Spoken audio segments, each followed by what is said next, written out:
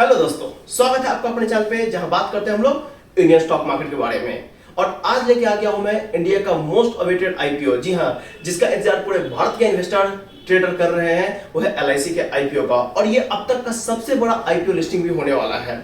तो हम लोग करेंगे इसके हर पहलू में विस्तार से चर्चा कि एलआईसी कैसे स्टार्ट हुआ था, इसका बिजनेस मॉडल कैसा है, कैसे ये मार्केट लीडर बना हुआ है, इसके मार्केट में कॉम्पिटिटर कौन कौन से हैं, और इन सब एनालिसिस के बेस पे हम लोग डिसाइड करेंगे कि एलआईसी में इन्वेस्ट करना चाहिए या नहीं करना चाहिए। तो वीडियो को बिल्कुल भी स्किप मत कीजिएगा, वरना इंपॉर्टेंट पॉइंट मिस हो जाएंगे। इसके साथ ही अगर आप चैनल पर नए हैं तो चैनल को लिए सब्सक्राइब, बेल आइकन दबाना मत भूलिएगा ताकि मिस ना हो जाए आपसे कोई भी अपडेट। और अगर आपने ट्रेडिंग अकाउंट नहीं खोला है तो नीचे दिए गए मेरे लिंक के थ्रू अकाउंट खोलिए। फ्री ऑफ कॉस्ट आपको अपने डॉक्यूमेंट अपडेट करना है और अकाउंट खोलना है, और आप चाहे तो कहीं और से भी खोल सकते हैं। तो चलिए स्टार्ट करते हैं एलआईसी लाइफ इंश्योरेंस कॉर्पोरेशन का एनालिसिस।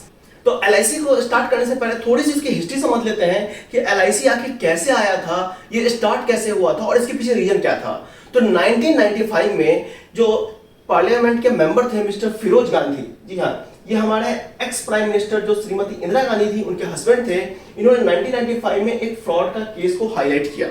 पार्लियामेंट में ये इशू उठाया गया कि एक लोकल एजेंसी द्वारा इंश्योरेंस में गड़बड़ की गया है और उसको हाईलाइट किया गया। जब उसकी इंक्वायरी हुई तो सचिन देवकेकर जो कि टाइम्स ऑफ इंडिया के ऑनर थे, उनको दोषी पाया गया और 2 साल के लिए जेल भेज दिया गया। ठीक है, इसके बाद पार्लियामेंट में 1956 में एक्ट पास किया गया। वो एक्ट कब पास किया गया? 19 जनवरी 1956, यानी कि 19 जून 1956 को एक एक्ट को पास किया गया और उस एक्ट को नाम दिया गया life insurance corporation of India, जिसको कि 1 सितंबर 1956 से इंप्लीमेंट किया गया, यानी कि उसको यूज में लाया गया। तो एलआईसी जो है वो कब स्टार्ट हुआ? 1 सितंबर 1956 में। और जिसका अब हम बोले कि रूट कॉज क्या था, तो 1955 में फिरोज गांधी ने जो कंसर्न रेज किया था एक लोकल एजेंसी के द्वारा फ्रॉड का। अब सवाल ये उठता है, क्या एलआईसी जो थी वो भारत की पहली इंश्योरेंस कंपनी थी? तो जी नहीं, इससे पहले भारत में बहुत सारे इंश्योरेंस कंपनी हुआ करते थे, एजेंसी हुआ करते थे, लेकिन कोई भी इस तरह के ग्लोबल लेवल पे नहीं था, या बोले कि नेशनल लेवल पे नहीं था जो पूरे इंडिया को कैप्चर किया जाए। इसलिए इस एक्ट को पास किया गया था।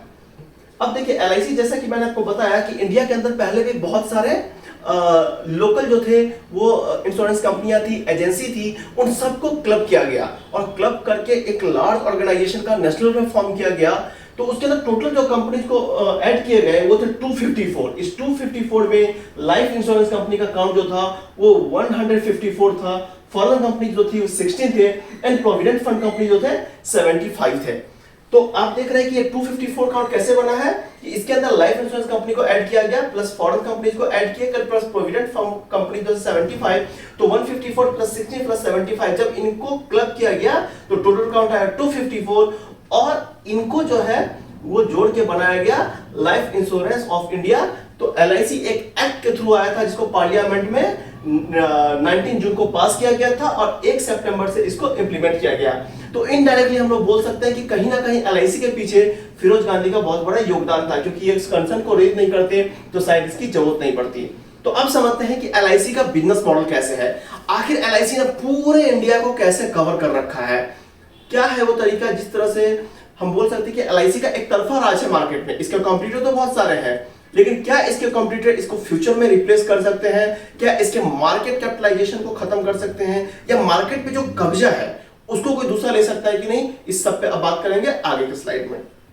अब समझते हैं कि एलआईसी का जो है वो इंडिया के अंदर बिजनेस फैला किस तरह है। तो पहले समझते हैं कि एलआईसी के अंदर एम्प्लॉय कितने हैं, उसके ऑफिसर्स कितने हैं, उसके एजेंट्स कितने हैं, परमानेंट और नॉन परमानेंट कितने हैं। तो देखिए, टोटल अगर मैं बात करूं तो एलआईसी के इंडिविजुअल ऑफिस के तो इंडिया के अंदर 113 है। इसके ब्रांचेस जो है वो है 2048, जी हाँ, 2048 ब्रांचेस हैं। सैटेलाइट ऑफिस जो है वो 1408, सेंट्रल ऑफिस जो है 15, कस्टमर जोन की बात करूं तो 73 है, मेट्रो एरिया सर्विस हब जो है वो 25 है, और सबसे जो स्ट्रेंथ है एलआईसी के स्ट्रेंथ क्या? उसके एजेंट।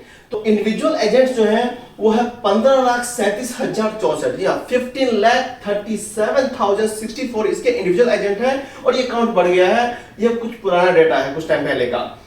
कॉर्पोरेट एजेंट्स की बात करूं तो 342 है, रेफरल एजेंट 109 है, ब्रोकर्स 140 है। तो इस तरह से इसका फैला हुआ है पूरे इंडिया में।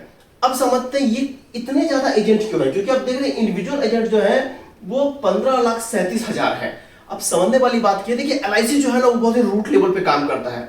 एलआईसी ने 1955-56 में वो सोच लेके आया जो शायद आज की मॉडर्न कंपनी नहीं समझ पाती, शायद आज की कॉर्पोरेट कंपनी नहीं समझ पा रही है, आज के बैंकिंग सेक्टर समझ में नहीं पा रहे हैं।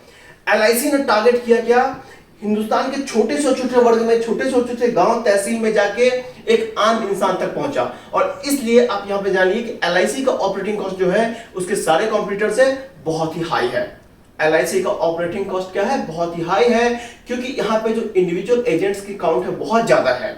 जबकि जो अदर कॉम्पिटिटर है, अब वो कॉम्पिटिटर कौन सा है, एचडीएफसी लाइफ है, एसबीआई है, एक्सिस है, मैक्स लाइफ है, ये अपने एजेंट और ऑपरेटिंग कॉस्ट पे इतना खर्च नहीं करते हैं जितना एलआईसी करते हैं।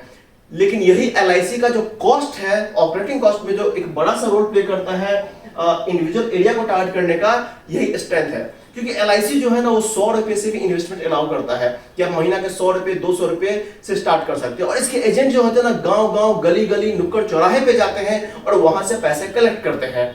यही एलआईसी का सबसे बड़ा स्ट्रेंथ है। आप समझिए इस बिजनेस मॉडल में टेक्नोलॉजी से ज्यादा ह्यूमन एफर्ट है।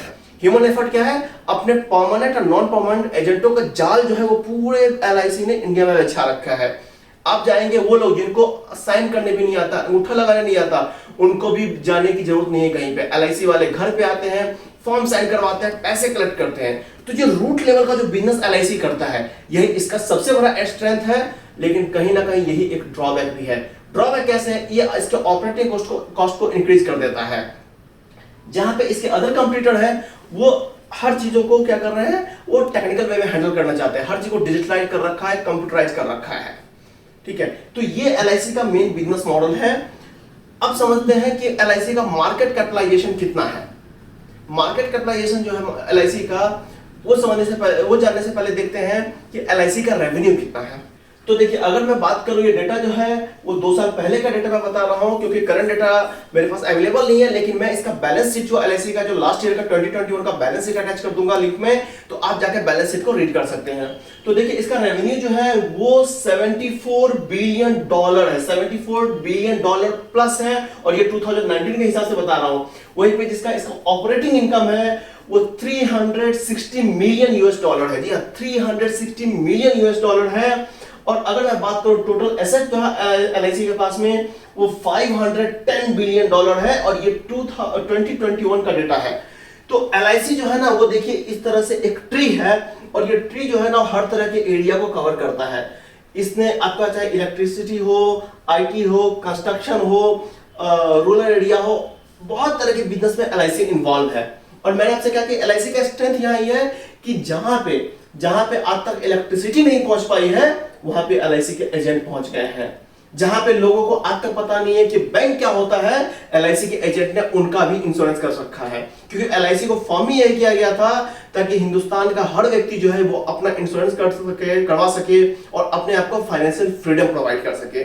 तो इसलिए मैंने कि ये जो है ना ये आपको दिखाया है, ये मैंने उनके बैलेंस शीट से इस इमेज को उठाया है और यहाँ पे ये डाला है। तो इसको देख के समझ गए कि एलआईसी कितना बड़ा है, इसका रेवेन्यू कितना बड़ा है। आप सोच सकते हैं कि $74 billion as per record of 2019। और आप देखें टोटल एसेट किसी कंपनी के पास $510 बिलियन हो एज पर रिकॉर्ड ऑफ 2021 की बात कर रहा हूं। तो आपको अंदाजा लगा सकते हैं कि एलआईसी का एक तरफा राज है मार्केट में। लेकिन गवर्नमेंट ने डिसाइड किया एक समय के बाद में कि अब जो है ना हमें मार्केट में दूसरे प्लेयर को भी लाना चाहिए। और उस टाइम में आगे क्या एचडीएफसी जैसे प्लेयर आए, एक्सिस आया, एसबीआई लाइफ आया, उसके बाद में आपका मैक्स इंश्योरेंस आया, मैक्स लाइफ इंश्योरेंस आया। अब बात करते हैं मार्केट में इनके परसेंटेज की। तो आउट ऑफ 100% और पूरे मार्केट को इंडियन मार्केट में 100% कंसीडर करता हूं तो उस 100% में से 66% अकेला एलआईसी होल्ड करता है मार्केट का।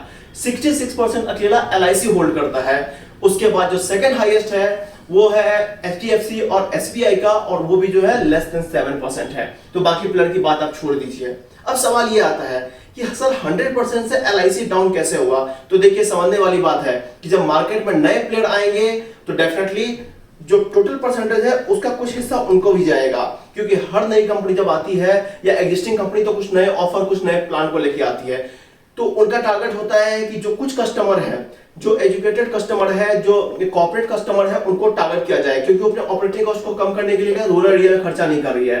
तो LIC को पता है कि अगर किसी भी बड़े प्लेयर को रूरल एरिया में जाना है तो उनको क्या है, सिर्फ टेक्नोलॉजी के बेस पे नहीं जा सकते, ऑनलाइन बेस पे नहीं जा सकते, उनको अपना एजेंट का और नेटवर्क बढ़ाना पड़ेगा और तब जाके रूरल एरिया को कैप्चर करना पड़ेगा, छोटे छोटे गांव में जाना पड़ेगा। लेकिन डेफिनेटली इन्होंने जो दूसरे प्लेयर आए हैं उन्होंने कुछ इनके हाई प्रोफाइल कस्टमर को किया है, और हाई प्रोफाइल कहना गलत होगा, उन कस्टमर को जो ऑनलाइन समझते हैं, जो डिजिटलाइजेशन का वैल्यू समझते हैं, जो कि घर से बैठे बैठे हर चीजों को खुद से कर सकते हैं without help of any agent. लेकिन मार्केट जैसे जैसे फैल रहा है, कहने को परसेंटेज थोड़ा सा डाउन जरूर हुआ LIC का, क्योंकि कुछ साल पहले LIC का 71% था मार्केट में, अभी जो है 66% हुआ है। तो देखिए जब मार्केट में नए प्लेयर आएंगे, नए नए ऑफर्स आएंगे, तो डेफिनेटली कुछ इधर जाएंगे कुछ उधर जाएंगे। लेकिन जो LIC का सबसे प्लस पॉइंट है, पहला उसका नेटवर्क, दूसरा है ट्रस्ट, क्योंकि लोगों को पता है कि LIC को गवर्नमेंट ऑफ इंडिया सपोर्ट करती है। तो जब तक भारत सरकार इसके पीछे है तो लोगों को पता है कुछ भी हो जाए LIC डूब नहीं सकता। और ये जो ट्रस्ट है लोगों को, और इतने सालों का जो LIC का रिकॉर्ड है फिनोमिनल, आप देखेंगे तो LIC का जो रिकॉर्ड है 97% प्लस पॉजिटिव रिजल्ट देता है, लोगों के सेटलमेंट में इशू नहीं आते हैं। तो ये जो इसका रिकॉर्ड और ट्रस्ट है, यही इसको बनाता है मार्केट प्लेयर, मार्केट लीडर। तो अब आप समझ गए होंगे कि आपको LIC में इन्वेस्ट करना चाहिए या नहीं करना चाहिए। देखिए आज से 20 साल बाद 30 साल बाद LIC की सिचुएशन क्या होगी मुझे नहीं पता और आपको नहीं पता। मैं ये नहीं बोल सकता है कि कल को SBI लाइफ आगे चला जाएगा या HDFC चला जाएगा या मैक्स लाइफ इंश्योरेंस चला जाएगा या एक्सिस का कोई प्लान चला जाएगा और XYZ अदर आ जाएंगे। लेकिन आज के डेट में LIC का एक तरफा राज है, LIC को गवर्नमेंट ऑफ इंडिया की बैकिंग है, लोगों का ट्रस्ट है, और LIC का जो पॉजिटिव क्लियरेंस करने का परसेंटेज है वो आउटस्टैंडिंग है। तो इन सब के बेस पे मैं ये कह सकता हूं कि LIC के IPO के लिए आपको डेफिनेटली अप्लाई करना चाहिए विदाउट एनी सेकंड थॉट, क्योंकि ये तो फिक्स है कि LIC का IPO जो है वो आपको बहुत अच्छा रिटर्न देके जाएगा, और वो लिस्टिंग डे ही देके जाएगा या कुछ समय बाद देके जाएगा, ये तो बाजार ही बताएगा। क्योंकि आपको पता है मार्केट को कोई प्रेडिक्ट नहीं कर सकता है, मार्केट क्या है, अनप्रेडिक्टेबल है। तो बस इतना ही कहना चाहूंगा कि अगर आप LIC का IPO के लिए अप्लाई करना चाहते हो जरूर अप्लाई करें, बाकी आपकी निजी राय है। मैंने सारे पॉजिटिव और नेगेटिव पॉइंट बताए हैं, इसके बेस्ट पे आप एनालिसिस करें, आप डिसीजन लें कि आपको जाना चाहिए या नहीं। अगर आप मेरी राय मानेंगे तो हमको डेफिनेटली जाना चाहिए। और इसके साथ जब तक LIC का IPO आता है तब तक के लिए आप सब्सक्राइब बटन को दबा लीजिए ताकि मिस ना हो जाए आपसे कोई भी इस तरह की इंटरेस्टिंग अपडेट।